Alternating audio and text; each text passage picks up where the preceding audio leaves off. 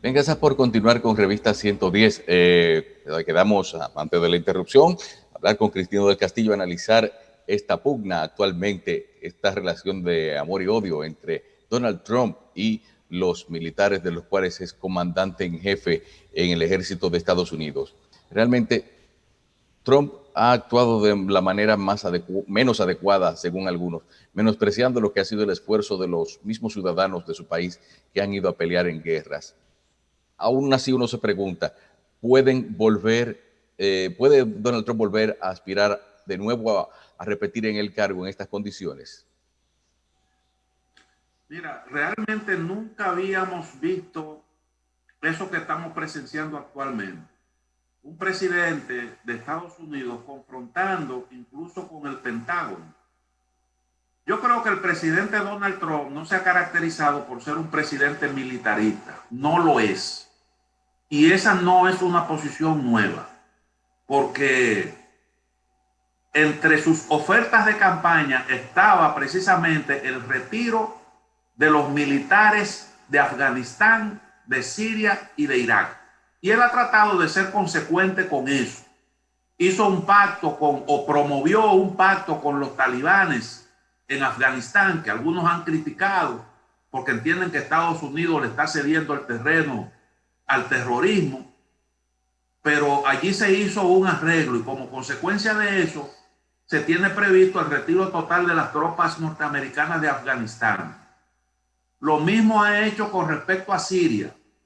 Esa ha sido su posición y ha hecho esfuerzos en ese sentido, aunque ha recibido muchas presiones, sobre todo de Israel y Arabia Saudita, para que no haga eso que ha sido su intención desde hace bastante tiempo. Lo critican de que le está dejando el campo a Rusia, que es quien tiene ahora mismo la sartén por el mango. Y lo mismo también ha manifestado con respecto a Irak. Ahora, ¿dónde se origina el problema? Naturalmente, esa posición no genera mucha conformidad entre los grupos más radicales en Estados Unidos, que son partidarios de esas políticas intervencionistas que todos conocemos. Y el asunto ahora se ha desatado a propósito de un comentario que publicó un medio estadounidense. Supuestamente Donald Trump dijo que los militares caídos no merecen ningún tipo de reverencia porque son soldados que simple y llanamente son perdedores porque se dejaron matar, fracasaron y se opuso a que militares mutilados desfilaran en eventos militares porque decía que eso no era una buena señal, porque eso eran también perdedores. Y eso ha generado una gran discusión. Defendiéndose, el presidente ha dicho que el Departamento de Defensa lo que quiere es seguir con su política intervencionista para favorecer a los fabricantes de armas y darle de esa manera jugosos contratos. Eso dice el presidente de los Estados Unidos sobre el Departamento de Defensa. Algo realmente insólito. Antes, por aquí, esa era una posición que mantenían los izquierdistas que eran en la época de la Guerra Fría perseguidos en América Latina, donde habían pocos espacios democráticos abiertos. Y ahora una posición como esa la sostiene nada más y nada menos que el presidente de Estados Unidos. Hay una discusión ahora mismo en ese país porque el presidente de Estados Unidos ha planteado una serie de cosas que invitan a dudar de que el proceso electoral en Estados Unidos pueda tener un final feliz con la proclamación o con la publicación de unos resultados el mismo día de las votaciones, porque se va a utilizar una metodología, ampliamente se va a utilizar el voto por correo y el presidente ha estado objetando esa forma de votación, que muchos prefieren por el problema de la pandemia para no exponerse. Incluso ha invitado a sus simpatizantes a que voten por correo y también de manera presencial, lo cual es contrario a la ley. Y cuando se le preguntó al fiscal general si eso era o no ilegal, el fiscal no quiso opinar. Y entonces todo eso ha despertado mucho revuelo porque se teme que pueda ocurrir en Estados Unidos un tranque, una crisis después de las votaciones. Y bueno, las discusiones son muy agrias. Una crisis postelectoral, como decimos aquí. Como en República Dominicana y muchos países con debilidad institucional. Y es una situación realmente muy particular la que se está llevando ahí, porque hay otras acusaciones que se le están haciendo al presidente de que ha estado intentando boicotear, impedir el voto de las minorías, el voto de los afroamericanos y de los latinos, cerrando centros de votación.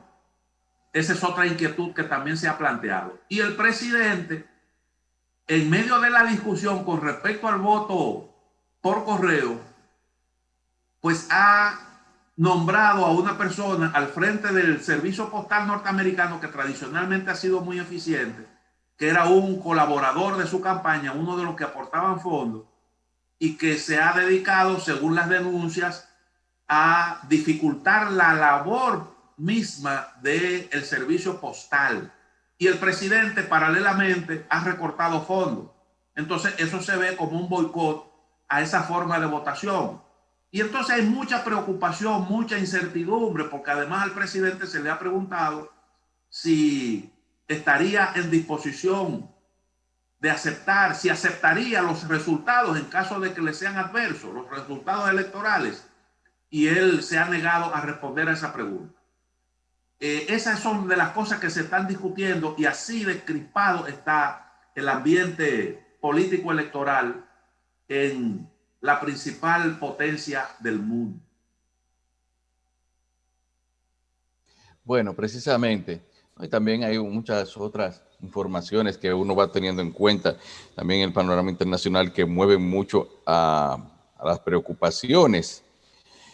Bueno, aquí vemos también, entre otras cosas, por ejemplo, que lo que decía hace un momento, el director general de Correos, Luis de Joy, está en el centro de una nueva tormenta política luego de un reporte del diario Washington Post que señala como violador de las leyes de financiamiento de campaña, presionando a sus entonces empleados a hacer aportes a candidatos que luego les reembolsará. De Joy estaba en la mira de los demócratas del Congreso por cambios hechos en el servicio postal estadounidense a pocos meses de las elecciones presidenciales. En Venezuela, los principales partidos de la oposición venezolana cierran filas en torno a un pacto unitario, cuyo primer punto es el rechazo total a las elecciones legislativas de diciembre. La declaración común ha sido presentada por Juan Guaidó. Ratificamos el rechazo al fraude convocado para el 6 de diciembre por la dictadura y desplegamos una campaña nacional e internacional por elecciones presidenciales y parlamentarias libres. Y en Puerto Rico, el ayudante general de la Guardia Nacional, José Reyes, informó que el Departamento de Defensa impartió instrucciones para que los estados y territorios estadounidenses, como Puerto Rico, preparen la logística para un proceso de vacunación masiva contra el COVID-19. Actualmente hay 2 vacunas aprobadas para su uso, en China y una en Rusia. Estas fueron avaladas sin tener una tercera fase de pruebas clínicas completadas, lo que ha generado críticas a nivel internacional. Bueno. Carlos, ¿Sí? en el día de ayer se nos quedó y queríamos hacer nuestro comentario del día de hoy basado en esta declaración de Miguel Seara Hatton, que es el ministro de Economía y Planificación de República Dominicana, que comenta que nosotros no debemos de seguir midiendo el éxito de la República Dominicana o el éxito económico del país basado en el crecimiento del Producto Interno Bruto. Decenas de programas hemos tocado el tema y se ha discutido mucho en tiempo de cómo se analiza qué es el Producto Interno Bruto, si el crecimiento del Producto Interno Bruto, decía el mismo gobernador del Banco Central, no le llega hay que lograr que le llegue hacia la gente, ¿verdad? Ese derrame hacia la gente. Y yo creo que estamos en un momento de evaluar los términos, las cifras, los indicadores y los parámetros que se toman para poder medir el éxito económico o no. Y yo no diría que el éxito, para medir la economía, porque estamos en un tiempo de crisis, ¿verdad? Entonces, si vamos mejorando o empeorando con relación a todo esto. Y me voy más allá de lo que dice Seara Hatton, de que no debemos de seguir midiendo el éxito por el Producto Interno Bruto. Y yo creo que sí, se deberá seguir midiendo el éxito por el Producto Interno Bruto, pero ¿el éxito de qué? El éxito de la actividad económica. Vemos que todos los países en medio de la pandemia, ¿cuál fue el gran debate económico? ¿Cuáles países de América Latina van a crecer, a decrecer, a crecer cero? ¿Verdad? Y todas las autoridades, inclusive todos los agentes que trabajan en el financiamiento de los países, otorgan a los países su categoría financiera por ese indicador. Indicador que no le importa porque es un indicador global. Y yo creo que el término, lo que hay es que saber cuándo se utiliza el Producto Interno Bruto como un indicador de medir la actividad económica y el éxito o no. El crecimiento tendremos que seguirlo midiendo en el Producto Interno Bruto para los fines que se utiliza. Lo que no lo podemos utilizar es para una campaña electoral de si estamos creciendo, cuando ese crecimiento no tiene que ver con el crecimiento individual de los individuos en República Dominicana. Ese es un indicador que suma todas las actividades económicas que se realizan en un periodo determinado, se denomina Producto Interno Bruto, y eso sí, si el país crece es porque se hace un promedio de cuánto movió la construcción, la agricultura, el turismo,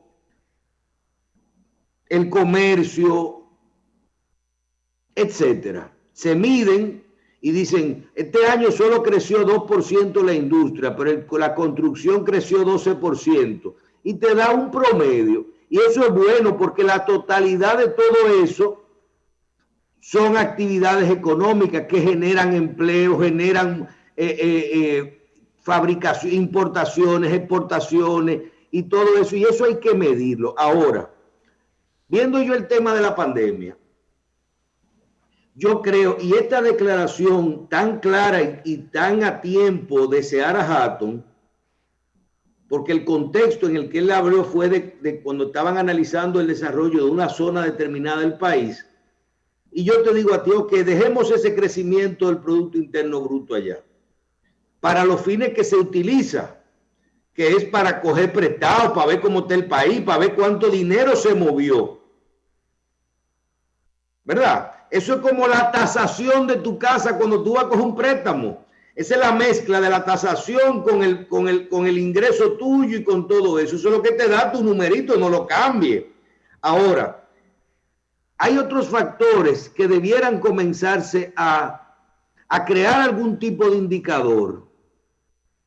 Yo no sé si se llama nivel de crecimiento en vez de Producto Interno Bruto o buscar, pero miren, vamos a medir el salario, vamos a medir la pobreza, vamos a medir ya no la pobreza, sino la pobreza extrema, vamos a medir la vulnerabilidad del empleo, vamos a medir la tasa de cambio, vamos a medir los niveles de salario con respecto a la tasa de cambio, vamos a medir la inflación, vamos a medir la presión fiscal por renglón determinado por los pobres, la media baja, la media media, la media alta y la alta. Porque ustedes saben muy bien que aunque hay un 13% de presión fiscal, a la clase media media que paga telecomunicaciones y que paga telecomunicaciones y que paga combustibles, cuando tú le sumas todo esto, tu presión fiscal no es la misma que los otros. Vamos a medir la salud. ¿Quiénes tienen seguro contributivo? ¿Quiénes tienen seguro subsidiado? ¿Quiénes tienen educación pública? ¿Quiénes tienen educación privada a todos los niveles? ¿Cuál es el endeudamiento individual de cada familia asalariada en porcentaje? Para uno determinar realmente en una familia dominicana de un tipo si hay crecimiento o no. ¿Por qué? Porque se van a tomar, y con esto concluyo, van a tener una sorpresa. Están teniendo todos los agentes económicos, se les está olvidando la economía informal de que tanto hemos hablado en República Dominicana. Esa economía informal que aquí se hablaba de que era hasta de un 60%. La gente que no están en una nómina, que necesariamente se la buscan y que están en una escala de impuestos, que no pagan muchos impuestos en ese sentido, que siguen consumiendo y que son los que más han sido afectados por este tema de la pandemia. Entonces, aunque los indicadores hoy, el 1 de julio, abrieron la economía y ustedes van a ver que el turismo representa un porcentaje el cual ya se calculó, pero se activó la construcción, la agricultura no se ha modificado, el Estado sigue pagando todo lo que pagaba y más, el comercio se activó parcialmente y ya comienzan los indicadores a decir que para el último trimestre mejoramos. ¿Por qué? Porque quienes pagan impuestos, que es la economía formal, se han activado en un alto porcentaje. Pero hay un problema con la economía informal que como no estaba medida ni en indicadores de empleo ni en indicadores tributarios de impuestos, posiblemente, aunque tú vas organizando una economía formal, tú no te has dado cuenta que tú tienes medio país quebrado. ¿Tú me estás entendiendo? ¿Por qué? Porque no eran parte de la economía formal, ni en impuestos, ni en la parte del empleo. Entonces, ahí es que yo quiero irme un poquito a esa parte. ¿Hasta dónde? Antes de que tú te vayas ahí, también, no sé si es oportuno tomar en cuenta que el PIB, basado en su cálculo en la producción, toma en cuenta lo que es el produce del país, pero quizás no toma en cuenta de que muchos de esos bienes que marcan ese PIB son bienes que tienen que compartirse el beneficio. Por ejemplo, minería, zonas francas, son productos que si bien tienen un valor por haber sido producido en el país, son productos que no necesariamente el beneficio total de esa producción queda en una empresa nacional, sino en extranjero. Porque siempre se ha medido mal, se ha medido bien el Producto Interno Bruto, pero lo hemos querido entender de que ese crecimiento me quiere medir a mí, porque se exhibe como que el país no. Son dos cosas separadas. Qué bueno que hemos sido los países que más crece en eso. Pero te voy a mencionar algo. Si evaluamos hoy la Barrigol, las minas, la zona franca están produciendo, las minas están produciendo, las telefónicas y las comunicaciones se están usando más que nunca y se están pagando. Los servicios se están consumiendo y se están pagando. El turismo se cayó. Las construcciones se activaron totalmente. Totalmente se activaron las construcciones. Las ventas no, pero las construcciones sí. El comercio y la agricultura están activos. La gente está comiendo, está yendo a la farmacia. El sector financiero está activo entero. La gente siguió pagando su seguro, la gente sigue pagando su préstamo. Entonces, cuando tú mides todo esto, tú dices, oh, pero los sectores normales, que siempre son los que mantienen la economía con el movimiento del grueso del dinero, hablando de dinero, de monto, pero aparte son los sectores que pagan impuestos, entonces hacen que hoy posiblemente, si tú no mencionas el crecimiento, yo te puedo decir que a lo mejor en ingresos fiscales el año no termina tan mal como tú lo percibes. ¿Por qué? Porque dice, no, perdimos un 30%, perdimos un 40%, pero no es un cero. ¿Por qué? Porque ya todos esos sectores se activaron y van subiendo rápidamente. Y sectores que pagan impuestos y mucho. Entonces posiblemente se nivelan las finanzas públicas, pero yo me refiero al tema de la economía informal. Que cuando tú hablas de que esa economía informal se activa, es una economía que a nivel de impuestos no le sirve nada, pero que no se mide. Ni se mide el empleo, ni se mide la parte tributaria. Y ahí hay un problema. Ahí hay un problema serio en la parte de cómo medir eso. ¿Hasta dónde esos sectores son los más afectados por esto? ¿Cuántos meses aguanta una familia en esa situación de lo que manejan economía informal? Entonces, no se trata de los sectores que ya están bien medidos, que no van cuándo entra el turismo, cuándo entran las remesas. Inclusive aquí hay noticias que a mí me han dado que tú te das cuenta que te llaman la atención. Aquí hay hoteles que siguen manteniendo parte de sus gastos y de sus nóminas y el dinero sigue entrando con los hoteles cerrados. Y eso se llama ingreso del turismo. Lo que no es de turistas. ¿Entiendes? Pero un hotel cerrado sigue pagando la potencia de la energía eléctrica. Sí. Y muchos de ellos han pagado la diferencia de su salario, de lo más importante. Entonces, ¿hasta dónde esto puede ser así o no? ¿Hasta dónde esto puede funcionar así o no?